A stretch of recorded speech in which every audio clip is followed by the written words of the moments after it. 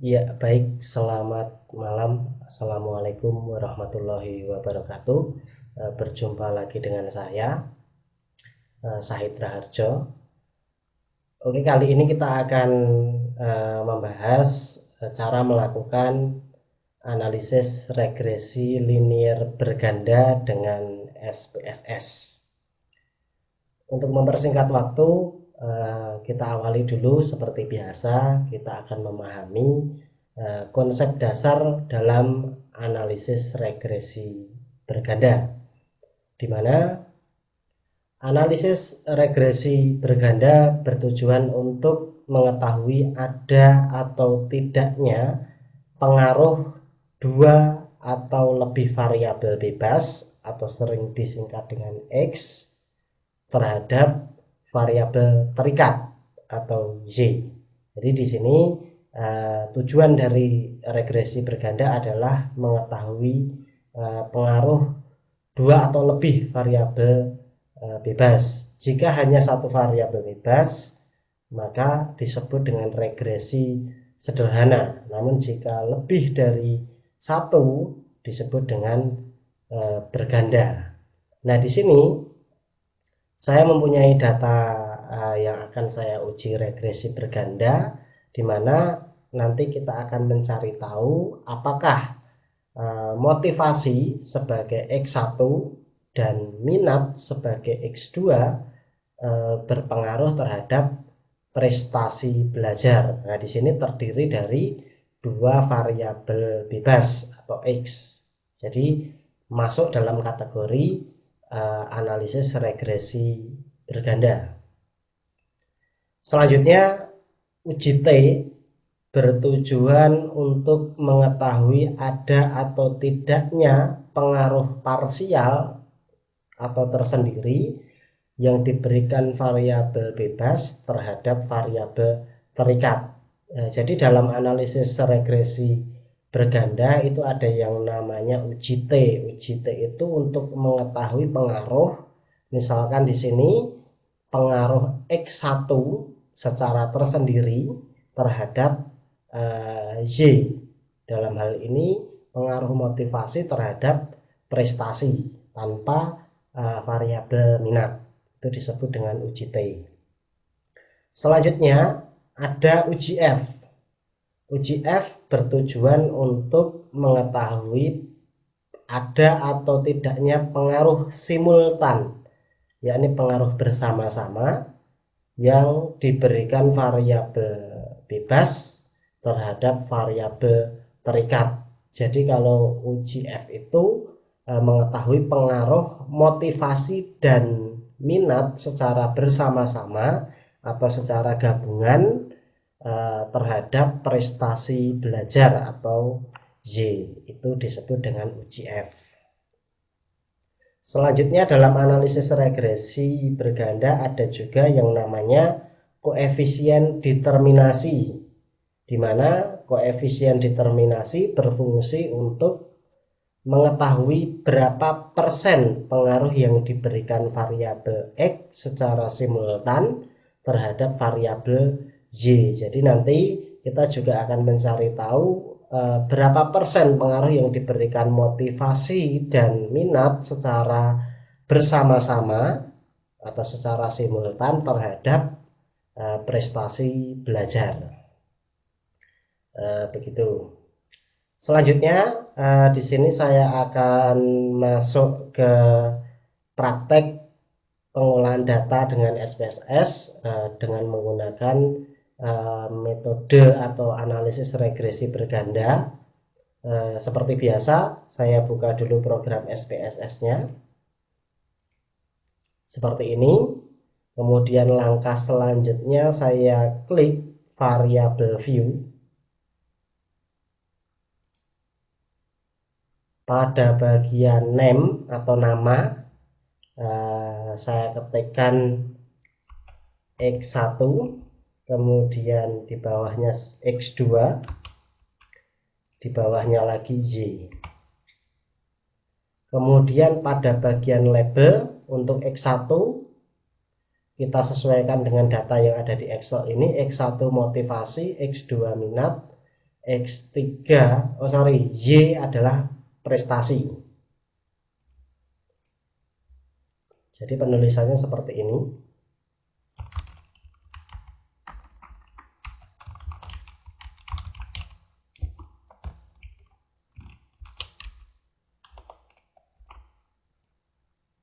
Kemudian X2 minat.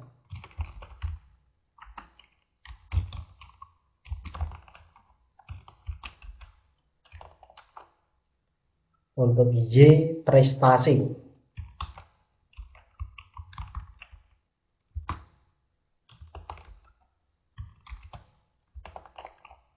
Nah, di sini kita sudah menulis variabel-variabel yang akan kita uji. Untuk kolom desimal, width, type itu menyesuaikan saja, jadi tidak perlu diubah-ubah. Selanjutnya saya klik data view. Di sini muncul 3 variabel, yakni X1, X2, Y. Nah, kita tinggal menginput data yang ada di Excel tadi ke program SPSS ini. Caranya, saya buka Excel terlebih dahulu yang berisi data tadi. Saya blok untuk nilai dari masing-masing variabel. Kemudian saya klik copy. Lalu akan saya paste di program SPSS.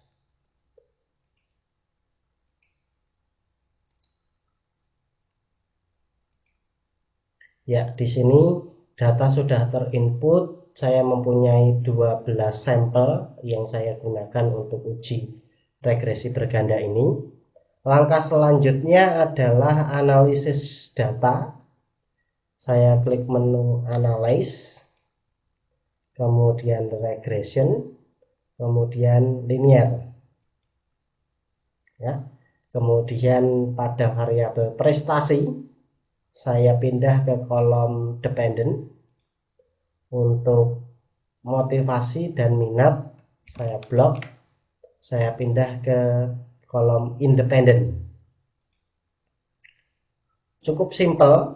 Selanjutnya kita klik OK. Nah, di sini sudah muncul untuk output regresi, ditandai dengan tulisan regression. Ini adalah output dari analisis regresi berganda. Nah, kemudian kita tinggal menginterpretasi atau memahami hasil dari output ini untuk melihat ada atau tidaknya pengaruh variabel X terhadap Y. Selanjutnya kita buka dulu di sini perumusan hipotesis. Di sini saya ada 3 hipotesis yang akan saya uji. Yang pertama, terdapat pengaruh motivasi terhadap prestasi. Selanjutnya, terdapat pengaruh minat terhadap prestasi. Dan hipotesis yang ketiga adalah terdapat pengaruh motivasi dan minat secara simultan terhadap prestasi. Kita menggunakan tingkat kepercayaan 95% atau A sama dengan 0,05. Ini standar statistiknya seperti ini. Baik, selanjutnya kita bahas hasil dari output ini.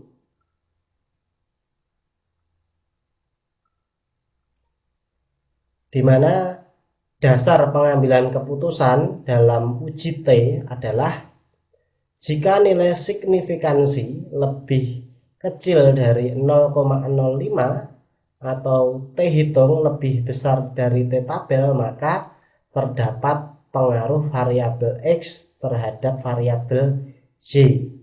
Nah, sebaliknya, jika signifikansi lebih besar dari 0,05 atau T hitung lebih kecil dari T tabel, maka tidak terdapat pengaruh variabel X terhadap variabel Y. Ini adalah dasar pengambilan keputusan dalam uji T. Cara mencari T-tabel, karena ini ada perbandingan antara T hitung dengan T-tabel, maka kita cari tahu dahulu nilai T-tabelnya berapa. Di sini rumus mencari T-tabelnya adalah T-tabel sama dengan T dalam kurung A dibagi 2, kemudian N dikurangi K dikurangi 1, sama dengan A tadi tingkat kepercayaan 0,05 dibagi 2 sama dengan 0,025. Kemudian N itu jumlah jumlah sampel kita cek lagi, jumlah sampelnya 12 sampel. 12 sampel dikurangi K itu jumlah variabel X. Dalam hal ini jumlah variabel X nya ada 2, maka 12 dikurangi 2 sama dengan 10, dikurangi 1 ini sudah rumus, sehingga diperoleh angka 9.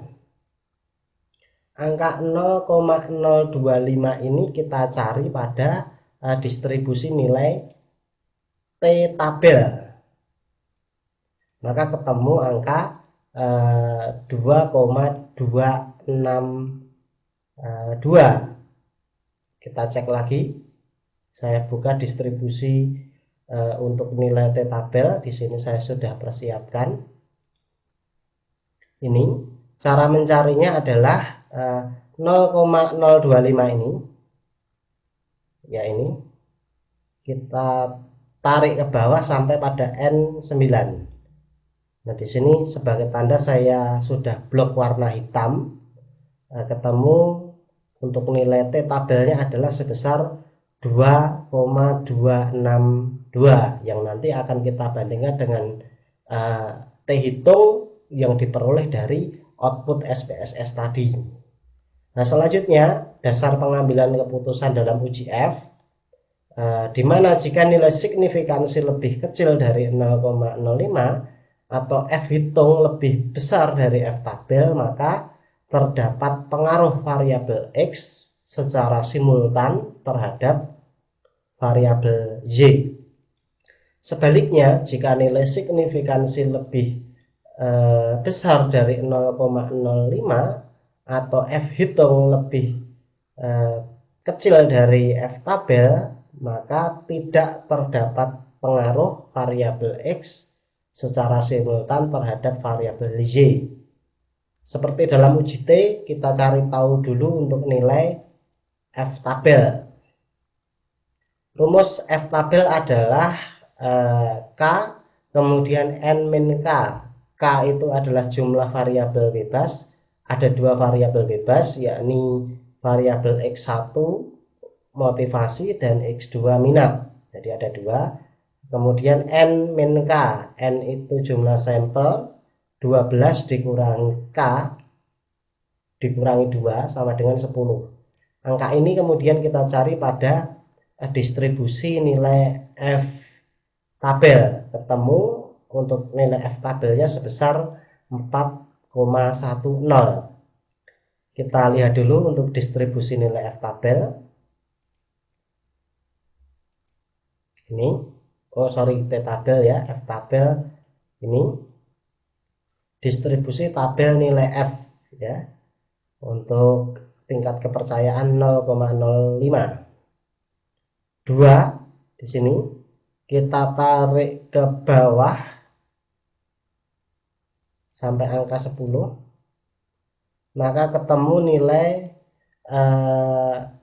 F tabel sebesar 4,10. Di sini adalah nilai untuk F tabel. Nah, bagi Anda yang belum mempunyai distribusi nilai tabel, baik itu T tabel ataupun F tabel, Anda bisa mendownloadnya di blog saya di spssindonesia.com.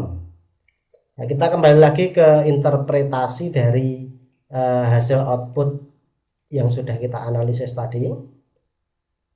Di sini saya sudah mempersiapkan ringkasan untuk pembahasan masing-masing uji, yakni uji T dan uji F. Di sini ada pengujian hipotesis pertama dan hipotesis kedua atau uji T.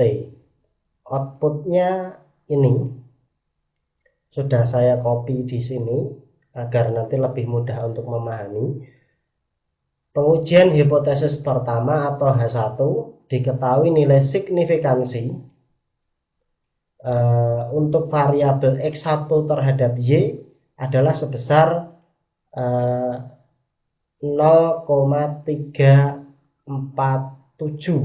Di sini nilai signifikansi untuk motivasi 0,347, artinya lebih besar dari 0,05. Dan nilai T hitungnya adalah ini, T hitung 0,992, lebih kecil dari T tabel. T tabelnya ini tadi yang sudah kita cari tahu. Karena lebih kecil sehingga dapat disimpulkan bahwa hipotesis pertama ditolak, yang berarti tidak terdapat pengaruh variabel X1 terhadap Y, atau bisa dikatakan bahwa motivasi tidak berpengaruh terhadap prestasi, begitu. Selanjutnya hipotesis yang kedua, pengujian hipotesis yang kedua, diketahui nilai signifikansi untuk pengaruh X1 terhadap Y adalah sebesar 0,000, artinya lebih kecil dari 0,05. Oh, di sini saya salah ketik ya, 0,007. Tetap lebih kecil dari 0,05. Dan nilai T hitung ini untuk minat atau X2 lebih besar dari T tabel, sehingga dapat disimpulkan bahwa H2 atau hipotesis kedua diterima, yang berarti terdapat pengaruh X2 terhadap Y. Jadi untuk X1 tidak berpengaruh, sedangkan untuk X2 berpengaruh berdasarkan pengujian dalam uji T ini.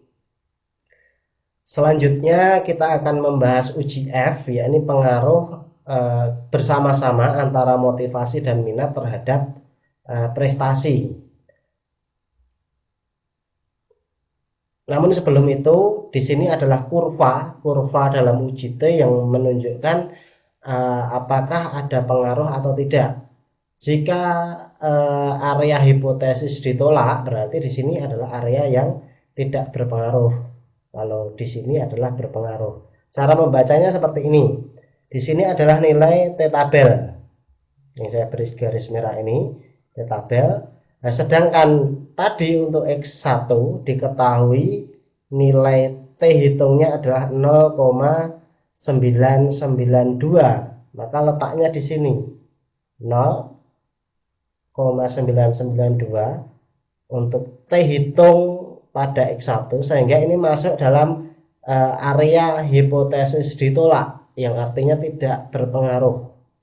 Nah, sedangkan untuk X2 T hitungnya adalah 3,441. Letaknya di sini karena lebih besar dari T tabel, maka ini adalah area hipotesis diterima, yang artinya ada pengaruh X1 terhadap Y. Nah, ini arah pengaruhnya adalah arah positif. Arah positif itu maksudnya semakin positif minat seseorang atau X2, maka akan meningkatkan prestasi belajar yang diperoleh di sini. Nah, sebaliknya jika nanti nilai T hitungnya itu minus di sini, berarti itu arah pengaruhnya adalah negatif, tapi tetap ada berpengaruh, ada pengaruh, cuma arah pengaruhnya negatif. Baik, untuk uji T saya kira hanya ini yang perlu saya bahas. Selanjutnya kita masuk ke uji F. Uji F, tabel output yang perlu kita perhatikan adalah pada bagian ANOVA. Ini sudah saya copy di sini. Angka yang penting saya beri lingkaran merah ini. Kita baca dulu. Pengujian hipotesis ketiga. Berdasarkan output di atas, diketahui nilai signifikansi untuk pengaruh X1 dan X2 secara simultan atau bersama-sama terhadap Y adalah sebesar 0,000. Ini lebih kecil dari 0,05 dan nilai F hitung sebesar 23,978 lebih besar dari F tabel yang kita cari tahu tadi, yakni sebesar 4,10, sehingga dapat disimpulkan bahwa H3 atau hipotesis ketiga diterima, yang berarti terdapat pengaruh X1 dan X2 secara simultan terhadap Y. Nah, seperti ini, sehingga ada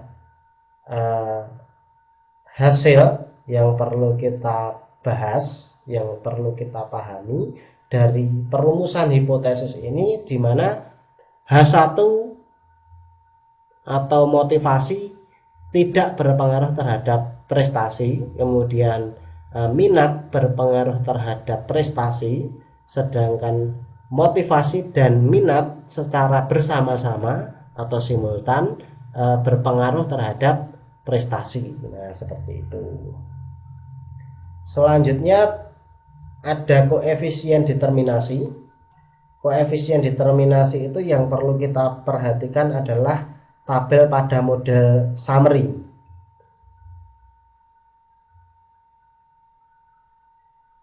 Nah, ini sama, sudah saya copy di sini. Berdasarkan output di atas, diketahui nilai R² sebesar 0,842. Hal ini mengandung arti bahwa pengaruh variabel X1 dan X2 secara bersama-sama terhadap variabel Y adalah sebesar 84,2%. Nah, ini adalah koefisien determinasi. Saya kira hanya itu yang perlu saya bahas tentang analisis regresi linear berganda, yang di dalamnya ada uji T dan uji F. Untuk pembahasannya sudah cukup panjang. Walaupun demikian, saya harapkan nanti Anda semua bisa paham apa yang saya maksud dalam video ini. Jangan lupa untuk subscribe video saya. Kemudian bagi Anda yang membutuhkan teori ataupun cara pengolahan data uji yang lain menggunakan SPSS, Anda bisa akses blog saya di spssindonesia.com. Demikian, saya rasa sudah terlalu panjang. Selamat mencoba, mudah-mudahan sukses. Saya akhiri. Wassalamualaikum warahmatullahi wabarakatuh.